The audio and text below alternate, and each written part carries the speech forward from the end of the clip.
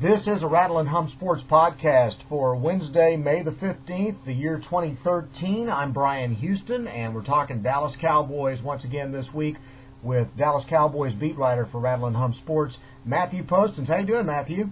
Fine, Bryan. How are you? Doing great. I'm sure you're enjoying this quote-unquote off-season, right? Yeah, what little there is of it. It seems like every couple of days there's something new coming out of Valley Ranch, mostly because Jerry Jones just can't keep from opening his mouth. Well, speaking of, we've already heard all of his talk about how he wanted a more committed, more involved Tony Romo, compared him to Peyton Manning last time we talked. Now he says he wants a Roger Staubach-like role for Tony Romo.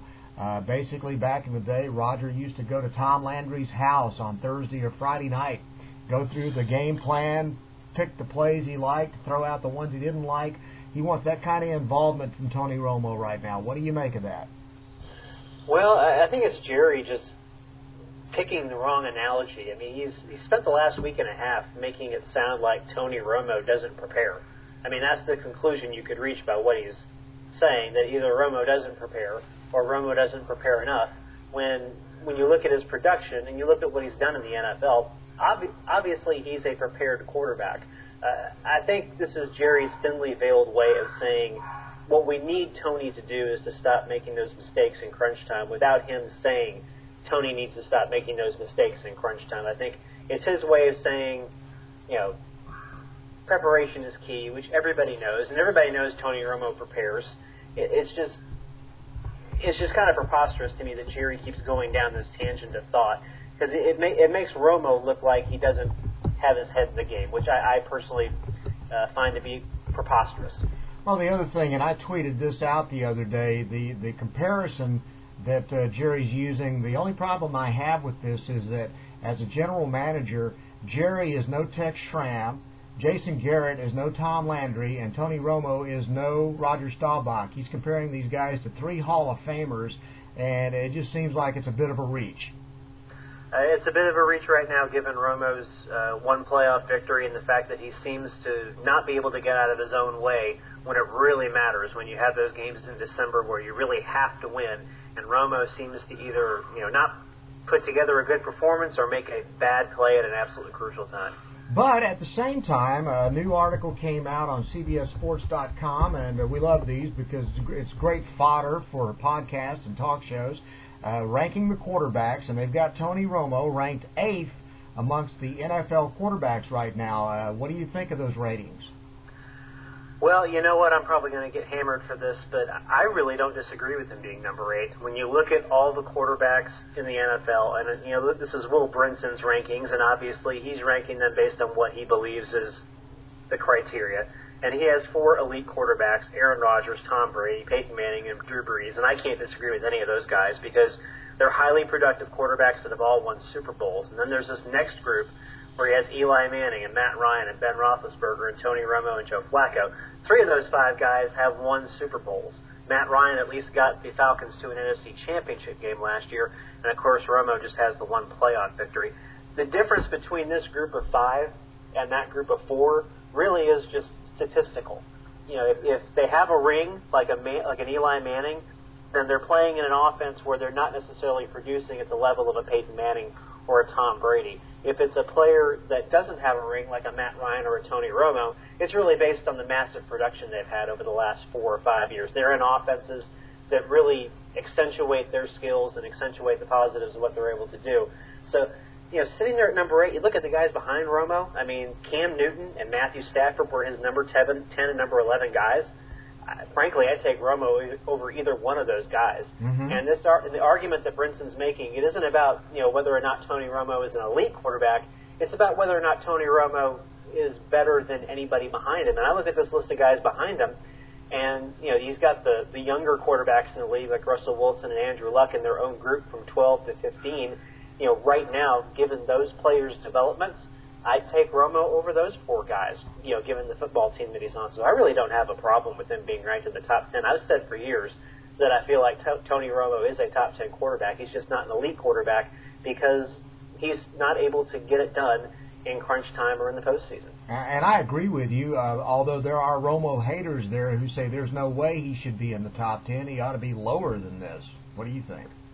Well, I started kind of breaking this down a little bit statistically, and if you look at Romo's numbers against those 5 quarterbacks, his yardage, yes, it's on the lower end, but it's kind of in the median.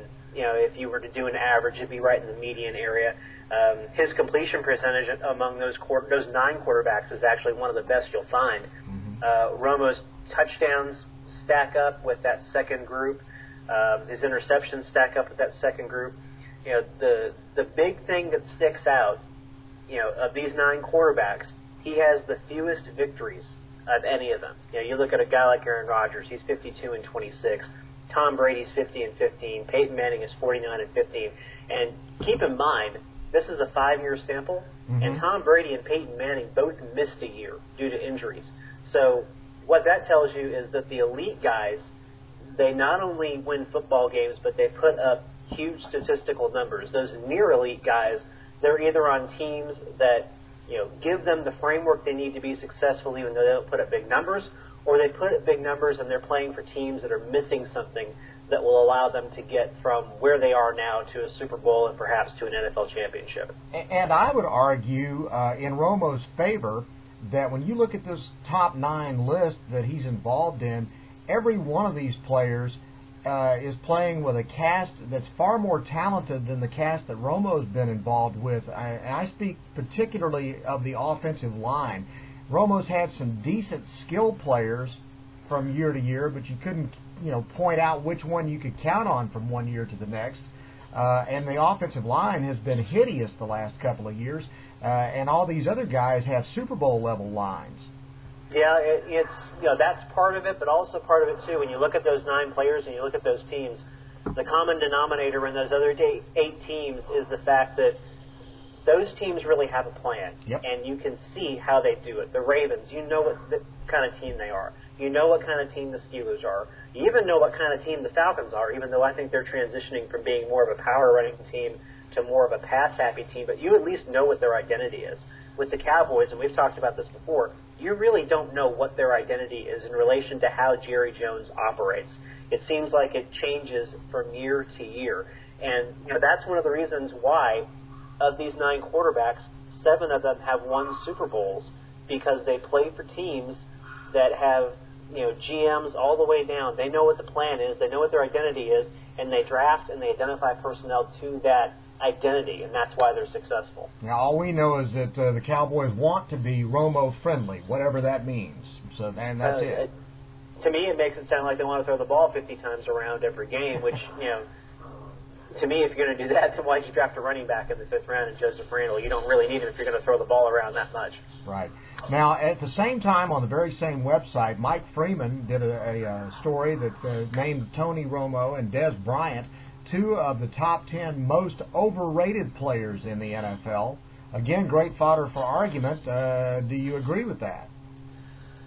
Well, again, this is obviously Freeman's list. It's not, a player poll, which there actually is a player poll later on in the year of players that, say which players are overrated and which players are underrated. I think with Romo, obviously, there's the whole issue of the fact that he's the quarterback for America's team.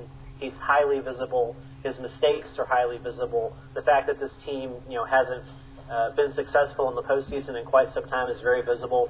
And when you match him against what has happened in this franchise's history up to the point where he became the starting quarterback, then yeah, I could see where you could make an argument that he might be overrated as a player, because he has great numbers, but he really hasn't done anything in the postseason. Des Bryant, on the other hand, I'm not sure why he's on this list. I kind of thought that was, he was really trying to invite some controversy with that particular selection. Because, let's face it, Des Bryant is a third-year player, and he had a huge year last year. He had the kind of breakthrough year that could propel him into being a top 5 wide receiver in the NFL. And I don't really consider him overrated at all. I think he's rated about where he ought to be. So I don't really understand where that's coming from. I know Des Bryant has had problems off the field. I know that he came into the league highly touted as a first-round pick, But when you consider where he is now in his third year in the NFL, I don't look at him as being an overrated player. I look at him as being a number one wide receiver that really could take another step forward this season and really become the dominant force in this passing game. And at the same time, we saw Sean Lee listed in the top 10 of most underrated players in the NFL. What do you make of that? Well, I think a lot of that is just because the general football fan doesn't know a lot about Sean Lee, because he plays for a team where it's all about offense and it's all about DeMarcus Ware on defense. And the 3-4 really doesn't lend itself to creating superstars out of its inside linebackers unless you want to dance and preen like Ray Lewis. The 4-3 defense, to me, is really going to help put Sean Lee on the map, because the middle linebacker in any 4-3 is a huge part of what you're able to do defensively. And I think a lot of people are going to find out who Sean Lee is this year, as long as he's healthy and as long as he makes the transition to the 4-3 cover 2, which I have no doubt he can do. I think he's going to be a player that people are going to be talking about as a Pro Bowler, potentially even as an all-pro middle linebacker, because he has that kind of talent. He just hasn't been in a framework that's really accentuated all of it. Okay, moving on then to other topics. The OTAs start next week. Could this be the end for Doug Free? Well, I tell you what, I'm actually working on a piece for tomorrow for Rattle and Hunt Sports, and it's about Doug Free. And I think the longer this situation drags out, the more leverage Doug Free has with the Cowboys. Because let's face it, if they were going to make a move for a veteran player, they would have done it by now. Because Tyson Clabo signed for $3.5 million. Bryant McKinney signed for $3.5 million. All the Cowboys really had to do was designate Doug Free as a post-June 1 roster cut, get the $5 million back in cap space, and give that to either one of them, or even to Eric Winston, a player who's been highly connected with the Cowboys over the past few weeks. For whatever reason, the Cowboys seem to be standing pat with Doug Free. Now, perhaps they have more faith in Doug Free than your average Cowboys fan, and after last season, I can't really imagine too many Cowboys fans have a whole lot of faith in Doug Free. But, the longer this situation drags out, the more I think it's very likely Doug Free will be a member of this football team in 2013, which I think actually kind of helps the Cowboys down the road, because when you get past this season, his contract becomes easier to get out of. You don't get quite as much cap space as you would this year and next year, but you don't have to designate him as a June 1 roster cut at that point. You don't have to spread his cap hit out over 2 years. Now, one of the arguments, though, about maybe this being the time that they ought to take a good hard look at cutting him is the fact that if Free were to suffer an injury during these training sessions, in working out in practice, the Cowboys would be on the hook for his $7 million base salary. So that's the argument for maybe getting rid of him now. That's absolutely true. And that's part of the risk you take with any player in the NFL. Once you get past that June 1 date, contracts become more likely to be guaranteed. It just sounds to me like the Cowboys seem to be willing to run the risk of having Doug Free on the roster in 2013, the longest this drags out. The good news is, Free really doesn't have a big injury history. So he has a history more of durability than anything else. So if he has an injury, it would probably be of the season-ending variety, and it certainly wouldn't help the Cowboys. But at this point, I don't think they can go into training camp with just one contender at right tackle. I think they have to have a competition there, and I think right now it looks like they're going to be content to have that competition between Doug Free and Jeremy Parnell. Okay. Cowboys have now signed 3 of their draft picks. On this particular day, they signed third-round draft pick William and Mary cornerback B.W. Webb. On Monday, they signed 6th-round pick Devontae Holloman and 5th-round pick Joseph Randall. Last year, they didn't start signing their rookies until the first week of June. What do you make of that? Well, it's just a lot easier to get rookies signed now, because with the new collective bargaining agreement, everything is slotted. Basically they base the framework of contracts for this year based on what players were paid last year. The base salaries are pretty much laid out every year before the draft even begins. So the only thing you're really haggling over is bonus money, and that money is guaranteed. It's spread over the life of the contract. And I think that's part of why you're seeing some of these guys sign so early, because they're able to come to terms on the bonus money, because the base salary takes care of itself. Okay, and speaking of that bonus money, Webb got $443,380. His minimum base salary is going to be about $2.5 million when it's all said and done. Devontae Holloman signed a bonus of $104,000, and Joseph Randle signed a $188,000 bonus with minimum base salaries for those two guys. Those look basically in line. Any problem with that? Not really. It's just interesting that Randall and Holloman both got less in bonus money than undrafted free agent linebacker Brandon McGee got in guaranteed money when he signed his undrafted free agent contract a couple of weeks ago. So that's a little interesting. If I were their agent, I wouldn't be too happy about that. But if I was a player, I'd be firing the agent right now. Yeah, I think I would be too, because there's really no reason I should be getting less in guaranteed money than an undrafted free agent. And McGee's figure is reportedly that much. In fact, McGee reportedly received more than any other seventh-round pick did last year in guaranteed money. So the Cowboys obviously think very highly of him, even though he wasn't drafted. Now, you wrote in Rattle and Hum Sports here recently about the Cowboys rookie camp and some of the players who were really impressive, and I was encouraged by the fact that your assessment of a couple of offensive linemen was strong, because Lord knows this team needs offensive linemen. Tell us about the players in the rookie camp that impressed and surprised, actually. Well, they signed two of their tryout offensive linemen after minicamp ended. Edwin Kaufman, I think. It's one of those weird Irish names I can't pronounce right off.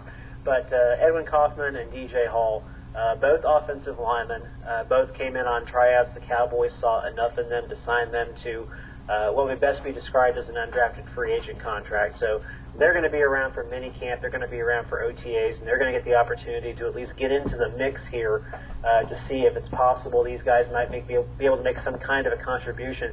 It's important to know that both of these guys technically aren't rookies. Technically, they're first-year players.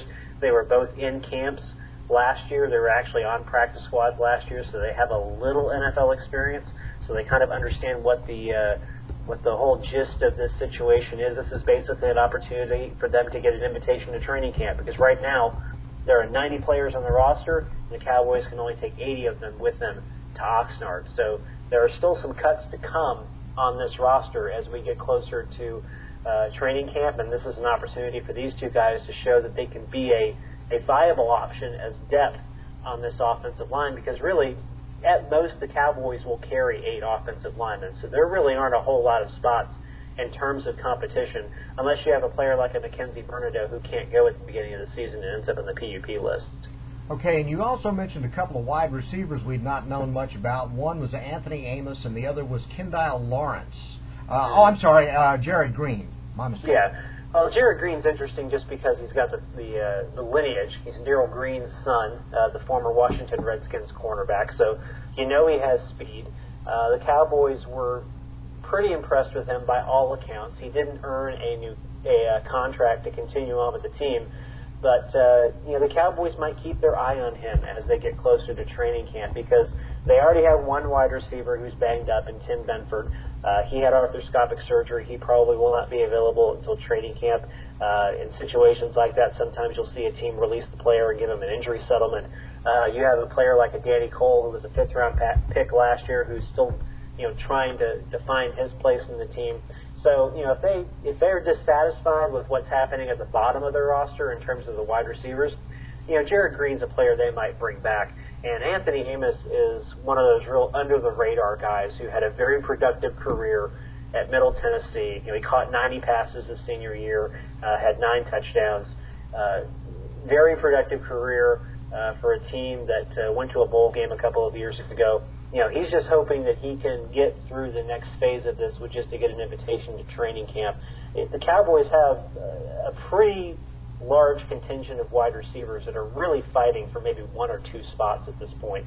So the odds are pretty long for a guy like Amos, especially when you consider they drafted a guy in the 3rd round like Terrence Williams. But he's got a shot, and that's better than a lot of players have right now. All right, one last question before we let you go. You covered the Tampa Bay Buccaneers for several years, and so you got to see Monty Kiffin and Rod Marinelli up close and personal. What are practices going to be like? Are they going to be a Wade Phillips Camp cupcake kind of practices, or are they going to be a little bit more Bill Parcells-ish? I think it'll be somewhere in the middle. They run very brisk workouts. They're not like, I wouldn't say they're drill sergeant-esque, although Marinelli does have a military background.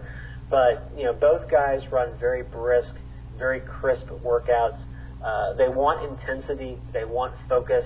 They're not necessarily into overworking players, so it's really about getting efficient reps, getting what they want out of players quickly, and moving on to the next drill. You have to keep in mind they have a lot to install. They not only have to install a new alignment, they have to install a new system, which means they have to install a new way of thinking throughout the defense.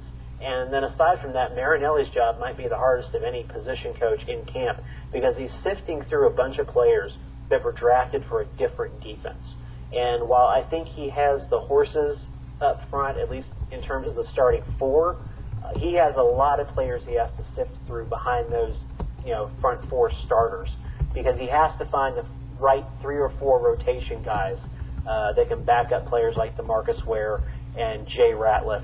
And right now, really the only one to me that is locked in as a backup is Sean Lissamore. There's going to be a lot of competition there, and Marinelli's going to be a big focus during training camp for those of us who are watching and those of us who are covering training camp. And I can tell you right now, Marinelli does not suffer much during workouts. If you're not performing to his level, he lets you know about it very quickly. And what about Kiffin's overall personality in a practice? Monty's a little laid back. Monty's got that nice folksy attitude, but I've seen him get in the face of players, and it's at times very intense and at times almost a bit comical because he has this high, raspy voice when he gets angry, but he's very demanding when it comes right down to it. He lets his veterans, to a certain degree, police themselves, but he really keeps a watchful eye on the rookies and the younger players because there are certain things that he wants them to grasp, especially during the process of training camp and preseason, and he demands that they grasp it quickly and that they demands that they grasp it at a high level, so they're ready to go in case the guy that they're playing behind can't go. Will he hold players accountable, or is he going to be choked off by Jerry Jones in that respect? My hope is that he would be able to keep his players accountable. Monty has always been very good at that, in my opinion. Obviously, the dynamic is different in Dallas than it was in Tampa. In Tampa, John Gruden largely left Monty Kiffin alone. Didn't really mess with him at all. He let Monty run the defense, which basically meant Monty was allowed to hold players accountable as he saw fit. In Dallas, we all know the situation is a little bit different. And I think we're all going to be keeping a watchful eye on how things go during camp because I think we all want to see how that dynamic plays out. I would hope that Jones would stay out of Kiffin's way and let him install his new defense and find out which guys are the right fit. But as we all know, Jerry Jones can't always stay out of his own way. Yes, we've discovered that over the last 25-plus years. Mm-hmm. You know what I'm saying. All right, so what's coming up on Rattle and Hump Sports with Matthew Postins in the next few days? Well, obviously, we'll have the column on Doug Free coming up soon, and we're going to start breaking down the roster a little bit further now that we know, pretty much who's going to be with the team moving forward, at least for the next few weeks. We're going to start looking at particular positions and which ones are in highest competition and which players may or may not find themselves in Oxnard in a couple of months. Ooh, all right. Already making predictions about who's going to make it and who isn't. Yep. I love it. Very good. Matthew, thank you very much for coming on with us as always. We look forward to talking to you next time. All right. Thanks, Bryan. Matthew Postins covering the Dallas Cowboys for Rattle and Hum Sports. I'm Bryan Houston. This is a Rattle and Hum Sports podcast. Thanks for listening, and we'll talk to you next time.